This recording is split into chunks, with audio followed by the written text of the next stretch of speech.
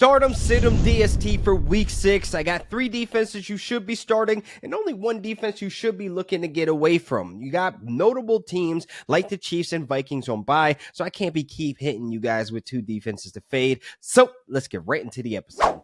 The shirt's loud. I got the strawberry shirt on. If you know, you know. You head to my Twitter to find out why strawberries is my thing. But man, week 6, we're here with DST. We're a rare occasion where you could start 2 defenses in the same game. Obviously, the Denver Broncos are a must start. So if you have them on the wire, if you're stashing them right now, put them in starting lineups this week. That should be a no-brainer here. But it's the Chargers who are highly available to you, who have a 13% rostership. So likelihood they are out there, being that they're coming off of a bye. This is a great matchup to put them in starting lineups where this is going to be a low-scoring game, being that both quarterbacks on both sides of the ball are averaging less than 180 passing yards per game. I'm not really worried about this being a high-scoring game where they're averaging over 25 points per game. This is not the case when it comes to the Chargers and Denver Broncos right now. The low-scoring game with some opportunities for the Chargers to build up on maintaining those low-scoring points. They're averaging almost 2 takeaways a game, almost 3 sacks per game right now. So this is a defense that has been really good when deployed into starting lineups. So this week they get to start against the Denver Broncos.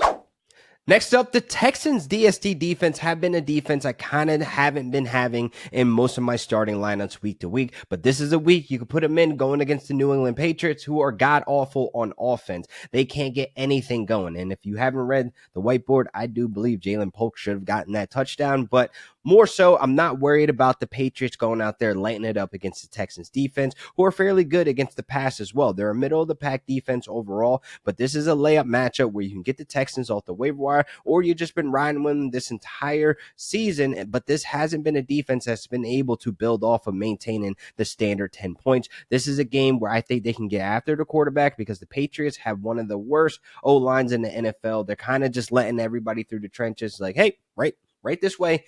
Hit our quarterback, Jacoby Brissett, because, man, the Texans have the highest QB pressure rate at 42% so far this season, so I'm expecting a lot of sacks, maybe some turnovers, so a great game for the Texans to get in for week 6.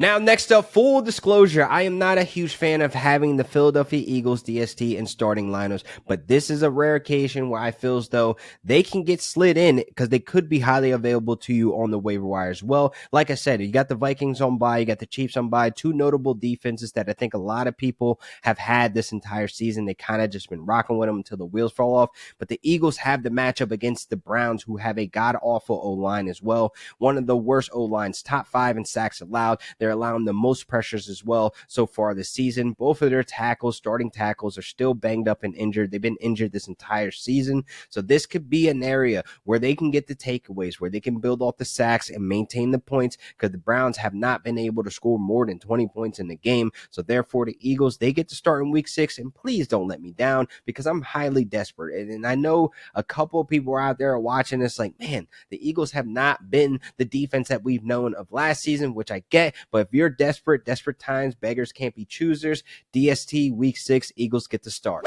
Now to get into a defense that I believe that you should be fading for week 6. Now, I've been getting questions about this defense in the last couple of weeks, but the Baltimore Ravens are a defense that I'm looking to get away from this week, especially going up against Jaden Daniels and that Commanders offense. Now, the Baltimore Ravens, they are not the defense that we've known and loved of the past. This is not the Mike McDonald defense. This is a defense that's averaging 7.5 pass attempts per game right now, which is the 6th most in the NFL. They're allowing a ton of offenses to convert on third down at 42%, which is ranked outside the top 20. So teams are going to be able to drive on the Baltimore Ravens defense as of late. And honestly, allowing the 2nd most completions of 20 plus yards scares the hell out of me, especially with Jaden Daniels playing completely out of his mind. The Ravens, yeah, they could stop the run, but what does that matter if you have to respect Jaden Daniels as a pocket passer as well, getting the deep threat with Terry McLaurin? You also telling me, hey, they're getting sacks. What does it matter if they're getting sacks and you want to build off those points when they're allowing more than 25 points per game? So this is not a defense that I feel comfortable in my starting lineups this week,